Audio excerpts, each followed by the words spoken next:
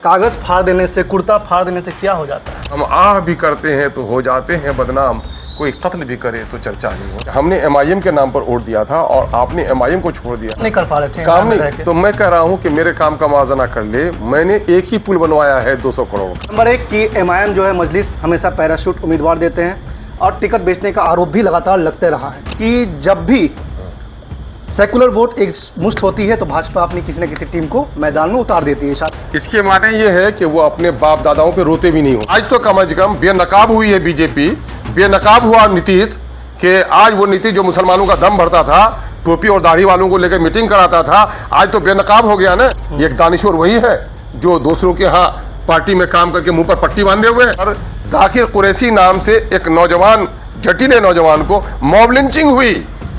अख्तरुल ईमान जाता है, एमआईएम के लोग जाते हैं, प्रेस कॉन्फ्रेंस करते हैं, एसीएस होम डिपार्टमेंट से मिलते हैं, तो आखिर ये लोग क्यों नहीं करते? अरे बात मुंह खुलवाएगा तो दूर तलक जाएगी। राजद की पहली हुकूमत बनी थी, मैं भी राजद में रह गया हूँ। बेचारे तेजस्वी जी बहुत सारे लोगों के दाएं बाएं कहने पर कभी मुंह खोलते हैं, कभी चुप हो जाते हैं। टिकट बेचने का पैराशूट। अरे गरीब की बीवी सबकी भाभी क्या है? और पार्टियों से मुंह बोलने की आवाज भी है क्या? सच बोलने पर लोग मजबूर होता है।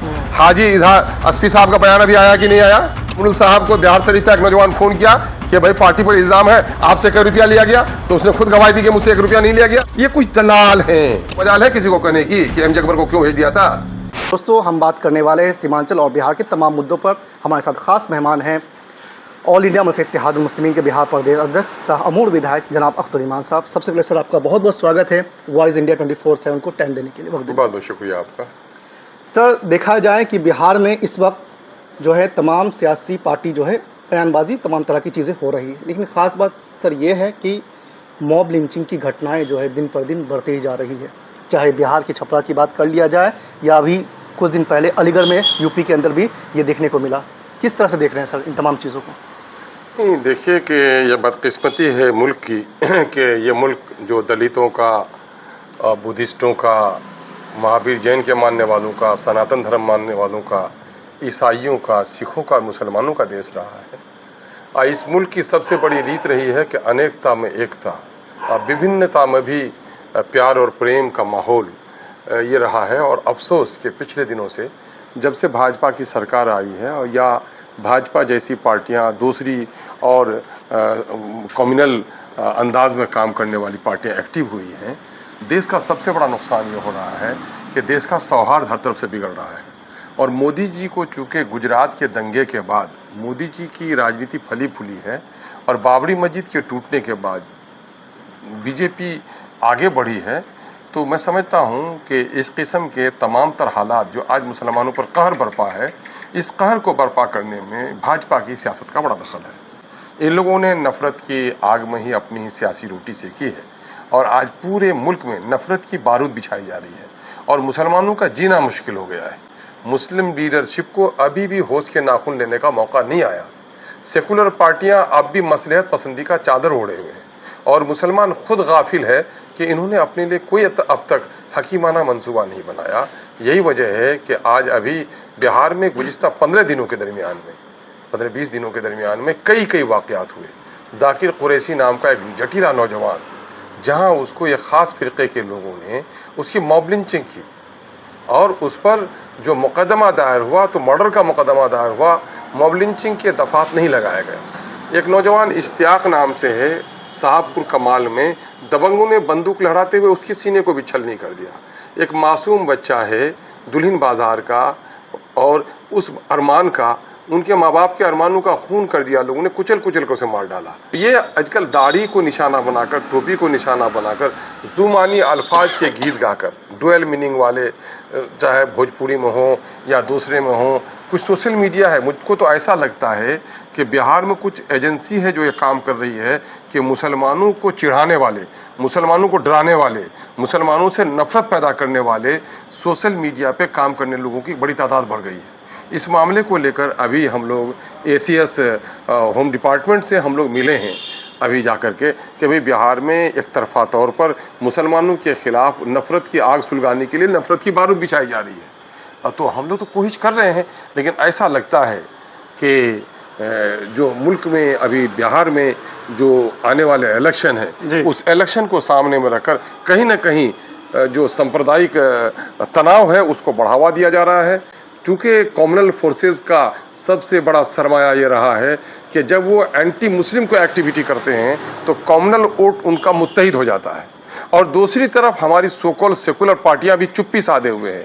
मुझे अब तक जो इल्म है कि अभी छपड़ा के जाकिर कुरैशी के खून के इंसाफ के ताल्लुक से बिहार की कोई भी सेकुलर पार्टियां या उन सेकुलर पार्टियों में अक़लियतों का दम भरने वाला कोई भी लीडर जाकर बात नहीं कर सका।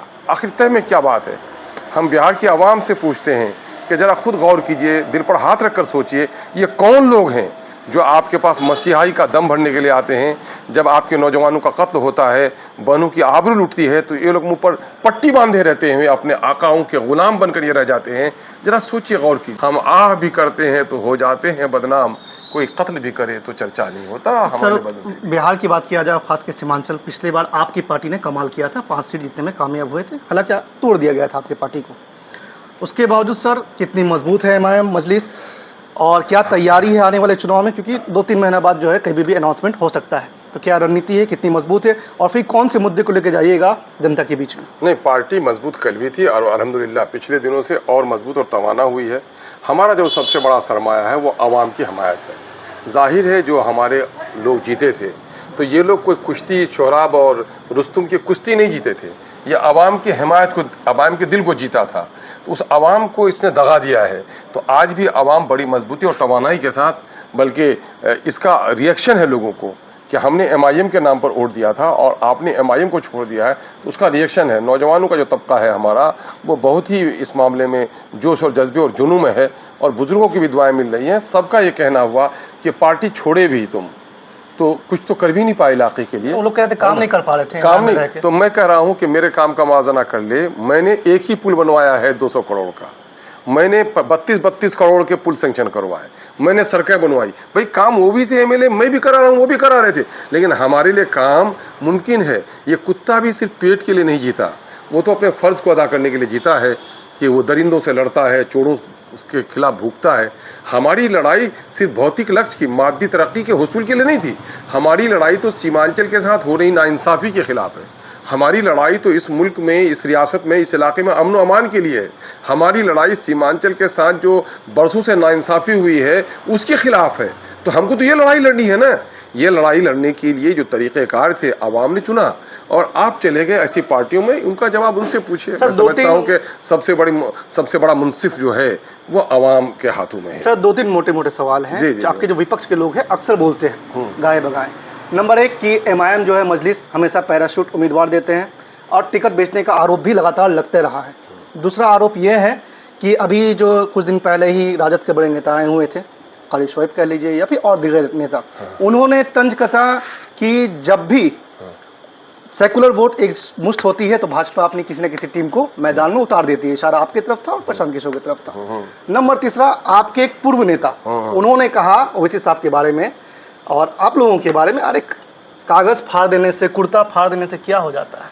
इसके माने ये है कि वो अपने बाप दादाओं पे रोते भी नहीं होंगे। उनसे पूछ लीजिए कि जो मर गया है उन पर रोने से क्या हुआ। और अगर कोई मुस्लिम लीडर ऐसा बोलता है तो उसके अहमकानापन पर क्या कहिए। मेरे मोहसिन इंसानियत ने यह पैगाम दिया कि बुराई को तुम अपनी ताकत से रोको, अगर ताकत से न हो तो जबान से टोको। क्या हम जबान से नहीं टोकेंगे? ये एनआरसी की तहरीक, और आज अरे जालिम को तो जालिम पता भी तो लग जाए ना। अगर चुप रहोगे, जुल्म सहकर, जानियों के जुल्म से सहोगे, चोरों के और डाकुओं को तुम ठंडे पेटों बर्दाश्त कर लोगे, तो आवाम को मालूम नहीं होगा कि चोर कौन है, डाकू कौन है, शरीफ कौन है। आज तो कम अज कम बेनकाब हुई है बीजेपी, बेनकाब हुआ नीतीश, कि आज वो नीतीश जो मुसलमानों का दम भरता था, टोपी और दाढ़ी वालों को लेकर मीटिंग कराता था, आज तो बेनकाब हो गया ना कि मुसलमानों के मस्जिदों को गसब करवाने में, कब्रिस्तानों पे कब्जा करवाने के लिए जो वक्फ का काला कानून आया, उसमें नीतीश का पोल खुल गया। तो अगर नहीं चीखते, नहीं चिल्लाते, आवाम सड़कों पे नहीं आती, इसके माने पूरे मुल्क में जो हमारे मुस्लिम पर्सनल के उलमा हैं, हमारे जमीयतुल उलमा के लोग हैं, जमात इस्लामी के हमारे कायदीन हैं, जमीयत अहले हदीस के हमारे जिम्मेदार उलमा हैं, ये जो सारे सड़क पर आए हैं, तो क्या ये सभी नादान है? क्या ये एक दानिश्वर वही है जो दूसरों के यहाँ पार्टी में काम करके मुंह पर पट्टी बांधे हुए हैं? पूछिए इन लोगों से जो लोग इस तरह की दलाली करते हैं कि छपरा में आज जहां पर राजद की कर्म भूमि रही है और वहां पर जाकिर कुरैशी नाम से एक नौजवान, जटिले नौजवान को मॉब लिंचिंग हुई। अख्तरुल ईमान जाता है, एमआईएम के लोग जाते हैं, प्रेस कॉन्फ्रेंस करते हैं, एसीएस होम डिपार्टमेंट से मिलते हैं, तो आखिर ये लोग क्यों नहीं करते? इश्तियाक को मारा अभी साहबपुर कमाल में, पटने में अभी दुल्हिन बाजार में अरमान को मार डाला, क्यों ये लोग चुप रहते हैं? आखिर हम पर लगा रहे इल्जाम। अरे बात मुंह खुलवाएगा तो दूर तलक जाएगी, है ना। जब राजद की पहली हुकूमत बनी थी, मैं भी राजद में रह गया हूं, लेकिन मैं उसके बावजूद भी लालू जी को अच्छा लीडर समझता हूं कि लालू जी ने कम अज कम समाजवाद से अब तक समझौता नहीं किया है, कम्युनल फोर्सेस का साथ नहीं दिया है, लेकिन उनके चट्टे बट्टे हैं, इनको मौका मिल जाए तो यहाँ क्या कुछ नहीं कर लेंगे, है ना। और आज के दरमियान में लालू जी के राजद में और तेजस्वी जी के राजद में बहुत बड़ा फर्क आ गया है। लालू जी की वचनबद्धता थी और बेचारे तेजस्वी जी बहुत सारे लोगों के दाएं बाएं कहने पर कभी मुंह खोलते हैं, कभी चुप हो जाते हैं, लेकिन मामला यह है कि एमआईएम ने तो हमें से वो किया, साथ दिया। अरे एमआईएम तो उनका साथ दिया, मैं कह रहा हूं कि उनको हमसे चिढ़ किस बात की? अरे हम तो लड़के भी वोट तुमको देते हैं, सिर्फ ये कि हम हक और हुकूक की बात करते हैं, है ना। आज अभी 30 साल की रिपोर्ट आई है, गोया सरकारी नौकरियां मिलती हैं तो 30 साल 35 साल नौकरी करता है लोग। और नीतीश कुमार ने जी ने वो कराया अभी जात पर आधारित जो गणना कराई, तो जात पर आधारित गणना कराई तो मुसलमानों को नौकरी सबसे ज्यादा महरूम, गरीब सबसे ज्यादा मुसलमान, टॉयलेट के घर सबसे कम मुसलमानों के लिए, माइग्रेंट लेबर सबसे मुसलमान। कौन है इसका जिम्मेदार?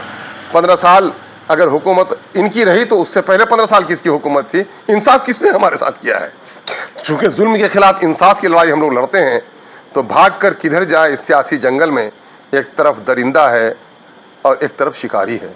मेरा हाल तो बड़ा बुरा है। सर दूसरा भी आप पे जो इल्जाम है टिकट बेचने का, पैराशूट में, अरे गरीब की बीवी सबकी भाभी, गरीब की बीवी सबकी भाभी।